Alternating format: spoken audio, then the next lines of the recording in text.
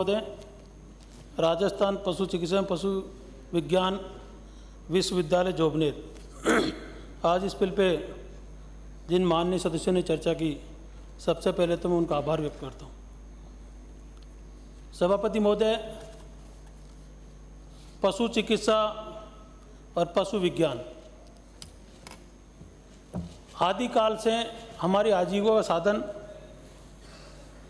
खेती और पशुपालन रहा है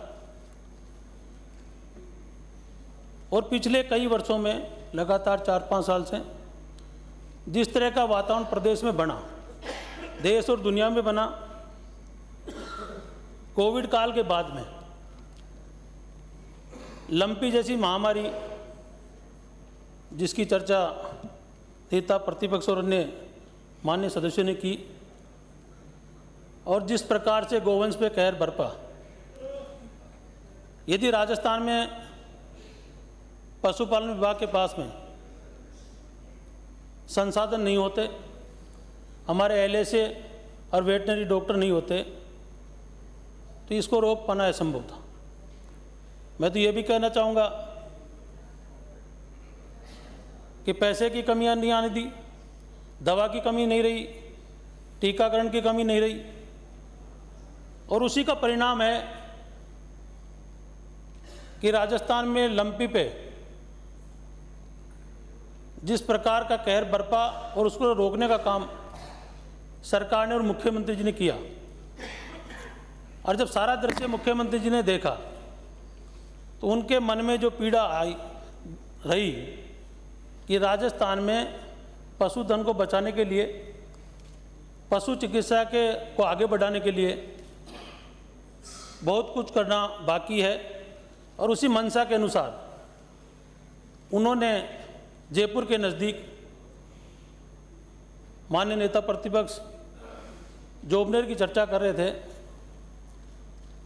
वहाँ विश्वविद्यालय की गत बजट में घोषणा की और उसका बिल आज हम सदन में लेके आए। इससे पहले मेडिकल यूनिवर्सिटी का बिल भी आया, पर वर्तमान समय की आवश्यकता के अनुसार, जैसा कि सिरोही से आने वाले माननीय सदस्य ने कहा कि जमाना बदल गया। एक समय था जब हमारे परिवारों में से संस्कार थे कि जिस घर में पशुधन ज़्यादा होता था वहाँ रिश्ता पहले होता था, पर जैसे जैसे समय में बदलाव आया, शिक्षा और संसाधन आगे बढ़े, तो वर्तमान समय में परिस्थिति बदली और आज जिस घर में पशुधन ज़्यादा होता है तो कोई भी बाप अपनी लड़की को देने से पहले देखता है कि मेरी लड़की को पशुधन का काम करना पड़ेगा जो पढ़ी लिखी है। समय के बदलाव के कारण और पशु चिकित्सा में जो बदलाव हुआ है और देश और दुनिया में जो नई तकनीकी आई है, यदि हम आने वाली पीढ़ी को नहीं दे पाए तो खेती किसानी के साथ में पशुधन पे भी बहुत बड़ा संकट आएगा। सभापति महोदय, आज जितना बजट चिकित्सा में खर्च हो रहा है, उस मात्रा में हम पशुधन में नहीं कर पा रहे। अभी जितने भी विश्वविद्यालय हैं देश के अंदर, राजस्थान पहला प्रदेश है जिसमें 2 पशु चिकित्सा के विश्वविद्यालय, ये दूसरा जो हम बिल लेकर आए, स्थापित होगा। बाकी पूरे देश के अंदर अन्य राज्यों में एक विश्वविद्यालय है। हमें खुशी होनी चाहिए इस बात की कि ग्रामीण परिवारों के बच्चे जो पशु चिकित्सा में दूसरी जगह जाते थे, उनको शिक्षा ग्रहण करने का मौका मिलेगा। अध्ययन और अध्यापन का काम होगा। बिहारी लाल जी बीकानेर की चर्चा कर रहे थे। एक ज़माने में 1954 में एक महाविद्यालय बीकानेर में हुआ करता था। तो मैं कह सकता हूं कि जो ये परिवर्तन आया देश की आज़ादी के बाद में, और कोविड के अंदर खास तौर से खेती, किसानी और पशुपालन में हमारी पढ़ी लिखी जो नौजवान पीढ़ी है वो उसमें आगे आई है। आज हमारे राज्य में 5,66,000 पशुधन है और 1,46,000 कुक्कुट संपदा है। हमारा जो प्रदेश है वो मरु प्रदेश कहलाता है और यहाँ की भौगोलिक स्थिति जिस प्रकार की है वो हमसे छिपी हुई नहीं है। राजस्थान में पशुधन के अंदर एक जमाने में नागौरी बैल और गाय के अंदर हमारी गिर, राठी, थारपारकर, कॉकरेज गाय, मालानी और मेवाड़ी घोड़े, बीकानेरियम, जैसलमेरी ऊँट और जकराना, सिरोही, मारवाड़ी नस्लों की बकरियां आज दूसरे प्रदेशों में हमारी डिमांड है। और सभापति महोदय, मैं आपको बताना चाहूँगा कि दूध उत्पादन में हम देश में दूसरे नंबर पे थे। इस वर्ष भारत सरकार के जो नए आंकड़े आए उसमें हमें पहले स्थान पे हैं। हमने उत्तर प्रदेश जैसे राज्यों को पीछे छोड़ा। हमारा दूध कलेक्शन बढ़ा है और उसका कारण है कि लगातार जो माननीय सदस्य कह रहे थे, हमने ग्राम पंचायत स्तर पे हमारे पशुधन केंद्र खोले हैं, वहाँ पशुधन सहायक लगाया है। ये सही है कि वेटनरी डॉक्टरों की भर्ती हमारी रुकी है कोर्ट के कारण, पर उसका फैसला भी आ गया।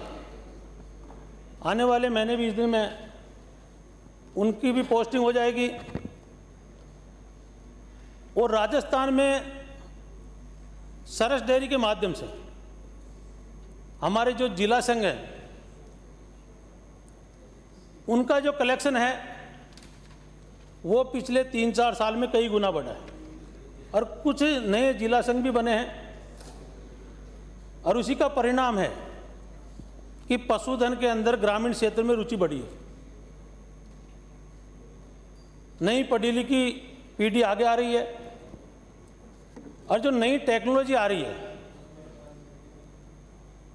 हमारे किसी साथी ने रोबोट की चर्चा की। सभापति महोदय, विदेशों के अंदर जहां मैन पावर की कमी है और शिक्षा के साथ साथ पशु को रखने की जो व्यवस्था है उसमें काफ़ी परिवर्तन आया है। रोबोट के माध्यम से दूध निकाला जाता है, उसका जो रखने का घर है उसकी सफाई पूरी मशीन से होती है, उसको जो बंटा देने का सिस्टम है, हरा घास देने का सिस्टम है या सूखा चारा देने का जो है, वो सारा काम मशीनरी के माध्यम से हो रहा है। और यही परिवर्तन धीरे धीरे अपने देश में हो रहा है। यदि हम ऐसे विश्वविद्यालय नहीं खोलेंगे और वो तकनीकी हम हमारे प्रदेश में नहीं लेके आएंगे, हमारी पीढ़ी को नहीं बताएंगे, तो आने वाले समय में जो ये देश का सबसे बड़ा क्षेत्रफल की दृष्टि से हमारा प्रदेश है, जो आजीविका का बहुत बड़ा साधन है पशुधन, जिससे 2 पैसे घर में आते हैं, परिवारों को आर्थिक रूप से मदद मिलती है, उसको बढ़ाने का काम हम करेंगे। बिहारी लाल जी कह रहे थे विभाजन की बात। सभापति महोदय, बिहारी लाल जी को तो खुश होना चाहिए कि आपके बीकानेर राजूवास की स्थिति काफ़ी सुधरी है। और जिस बात के लिए आप आशंकित हैं कि विभाजन के साथ में व्यक्तियों और संपत्तियों के बारे में जो चर्चा की गई नेता प्रतिपक्ष ने भी, मैं उस बारे में बताना चाहूँगा कि राजस्थान पशु चिकित्सा पशु विज्ञान विश्वविद्यालय जोबनेर जयपुर के बिल अध्याय 8 में विविध में धारा 48 में अन्य विश्वविद्यालय से व्यक्तियों और संपत्तियों के स्थानांतरण की शक्ति नियत की गई है। इस धारा के अंतर्गत कुलाधिपति राज्यपाल महोदय राज्य सरकार के परामर्श से किसी भी समय अन्य विश्वविद्यालय से व्यक्तियों और संपत्तियों के स्थानांतरण के लिए आदेश किए जाने का प्रावधान है। अब रही बात संभागों की और विभाजन की, तो हमने 17 जिले जोमनेर के अंदर रखे हैं और 16 बीकानेर के अंदर रखे हैं, तो इसमें ज़्यादा कोई अंतर है नहीं। प्रदेश का भला होगा, नौजवान पीढ़ी को आगे बढ़ने का मौका मिलेगा। बीकानेर जो राजवास थी वो पश्चिम भाग में स्थित थी। इधर के जितने भी जिले हैं उस नौजवान पीढ़ी को आगे बढ़ने का मौका कब मिलता था। आज भी नौजवान छात्र और छात्राएं पहले मेडिकल का टेस्ट देते हैं, यदि उनमें सफलता नहीं मिलती तो ग्रामीण क्षेत्र के जो छात्र छात्राएं हैं वो वेटनरी की तरफ रुख करते हैं, और वेटनरी में एकमात्र विश्वविद्यालय बीकानेर में था। तो मैं कह सकता हूं कि हमारे मुख्यमंत्री जी की सोच और प्रदेश के इस पशुधन को बचाने के लिए, इसको आगे बढ़ाने के लिए, चाहे वो नस्ल सुधार का कार्यक्रम हो, हमारे को नई तकनीकी इजाद के साथ में हमारे इंफ्रास्ट्रक्चर को मजबूत करना होगा।